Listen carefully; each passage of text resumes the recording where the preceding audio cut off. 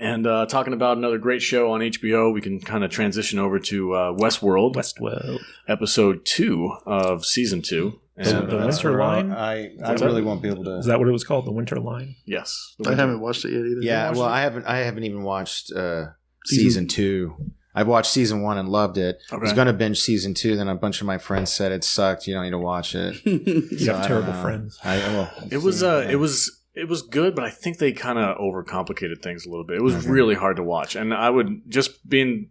I'm not like I'm not super smart, so this show is kind of above my intelligence level when it's like all these plot lines and all this stuff. Matt's probably better able to keep track of all that stuff being a writer, but when I'm watching it, I get super confused. And the person that I kind of lean on, he does really great videos on breaks down storylines and plot lines and kind of explains everything to you. Is Hacks Dogma. He's the guy who wrote this book, Cyclic, right here. Mm-hmm. His YouTube channel is fantastic for kind of like breaking down the show and making it digestible for the simpleton I am. I do plan on during this quarantine finally checking out Season 2, and then I'm thinking about waiting to binge Season 3 instead of just... Yeah. You know. I feel like Season 2 was very much a transition season. So like it was a season meant to set up Season 3, which I think is going to be where the meat of the show kind of comes into play. Like the first season was set up, second season's transition, the third season's going to be like where crap really starts to go down. It was kind of like that with Nolan's other show, Person of Interest, as well.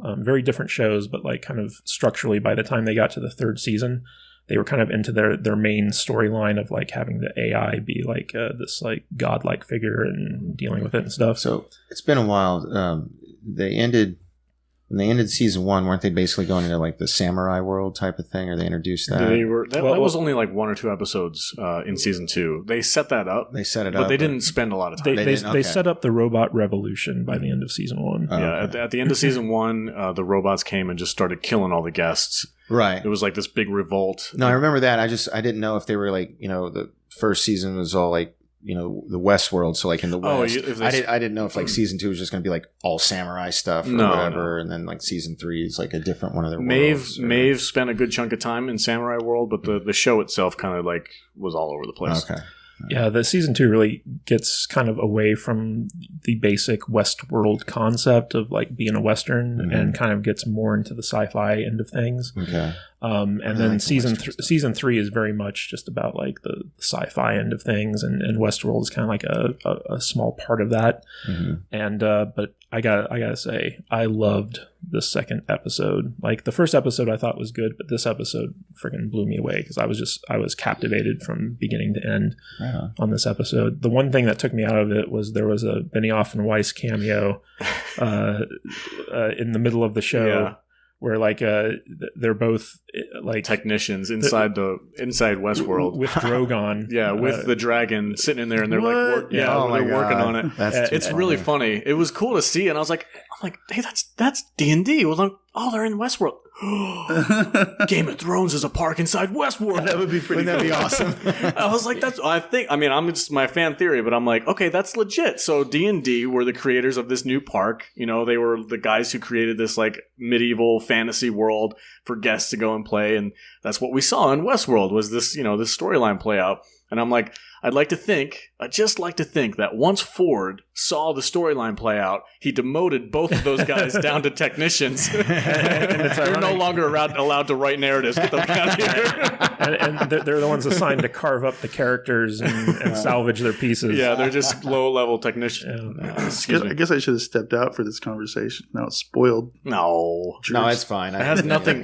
It's like a 1-second thing. Blink and you'll miss it. It's not really anything to do with the plot. But it was funny because like Jude kind of missed Dan and Dave's cameo, but she saw Drogon. They're like, are they just reusing assets from Game of Thrones to like because they're running out of money? I thought that was a really cool thing, and I think they addressed it at the end. But episode 2 was Maeve centric, so it was all about the Maeve character, whereas episode 1 was all about Dolores and Bernard.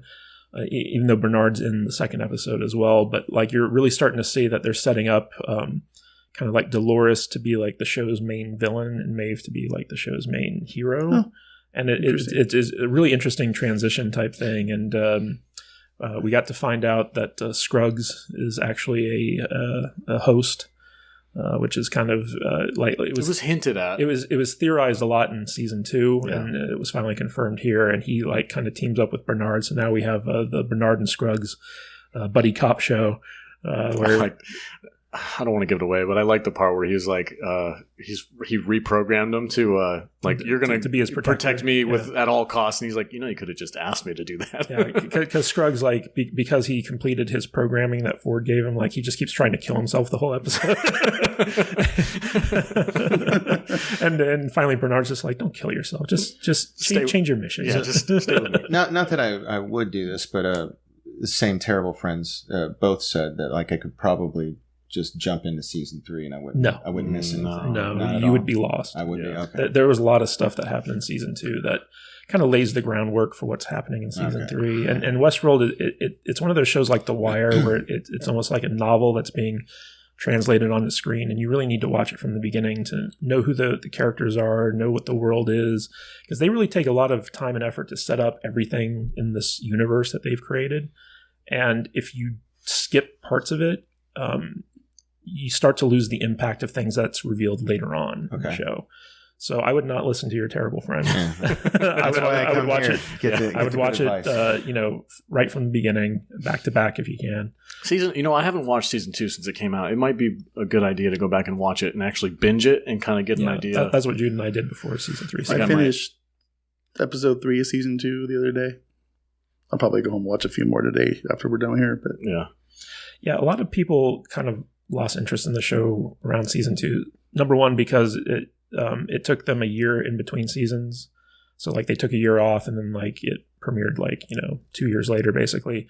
And but season 2 started getting like kind of metaphysical in certain respects. The story got real thick. So like it wasn't quite as straightforward as season 1 was. And I think a lot of people got frustrated by that because it was dealing with a lot of what does it mean to be human? The timelines were all over the place. Too. Yeah. Well, are they still doing that? Not in season 3, but season 2 is. The interesting thing about the timeline stuff is that because the hosts, who are the robots, they experience time in a different way. Like they can be living they can be living in their memories in addition to being in the present. And so as we go throughout the show, we get these, alternate reality experiences where we're seeing what they're experiencing in parallel with what they're actually experiencing. And it can be confusing if you're not really paying attention to it. But like for instance, season 2 was all about Bernard's perception of reality, and Bernard had some memory issues going on. So at first it becomes confusing, but by the end of the season, everything is made clear, at least I thought so. So I never had a problem with it. But then again, I think I watch things a little bit more closely than most people do. Yeah, you have that writer's brain that helps you analyze these things a lot easier. Something I do, it's not a great habit, and it's why I have to rewatch stuff a lot. And so I work on websites, among other things. So sometimes I'll just sit down and I'll just start a website, and I'm one of those guys without realizing it, 8, 10, 12 hours has passed, but because I'm just so in the zone trying to get it all done. And so I'll usually throw something on. Most of the time it's something I've already seen, so I don't have to pay attention to it. And sometimes, it's something I haven't seen. So I have to inevitably rewatch it because I miss stuff. But I'll say this, if you're a fan of the first season of Westworld, I feel like season 3 is going to be your bag because it gets back to more. I love season 1. It gets more to that kind of simpler story. And this second episode, where basically it's based around Maeve and she's in War World, which is basically a World War II simulation. Okay. And I just found this episode captivating from beginning to end because everything she did in this episode was it was almost like an old caper type film, but we didn't see anything about Dolores or the real world or anything like that, and I didn't miss it at all because the story for this episode at least was just so captivating to me. And I was totally invested from beginning to end. So I was very happy with this episode. Yeah, I had a lot of fun with it too, and I'm glad that they're kind of going back to that simpler storyline, a couple less plot threads. There were still a lot of plot twists and some good action scenes. Oh yeah, the plot twist was crazy in this one. It was like I don't want to give away too much. And we get to meet who could be the big bad of the season by the very end. Like, we don't know if he's a good guy or a bad guy yet. Yeah. But he was very interesting, I thought. And I like that actor too. Yeah. I'm really happy to see him in this. I kind of wish they had gotten more of a name actor like they did with like Anthony Hopkins and stuff like that in the previous seasons. But yeah, I mean, like he's good. He's got an interesting look to him. He's so I like him because he's got that like really affluent. How do you say that word? Affluent air to him. You know, he's just. I like that. I think he's really good at doing it. He did it in was it Ocean's 12? I think he was the main bad guy in that one. I don't remember. Oh, okay. Well, anyway, he was in that one or one of the Ocean's movies. He's one of those like really good foreign character actors that does one thing really well. He's really good at playing an asshole. Yeah, I feel like it might have been better if it was like Antonio Banderas or something like that. I would have been down for that. All right, cool. Any final thoughts on episode 2, or you guys haven't watched it yet? So I guess I can't wait for episode 3. Okay. I'm really into this season. You know what? Because of this freaking quarantine bullcrap, I'm like, HBO just dropped the whole season. Let's do it. Right. Just drop. We're all bored.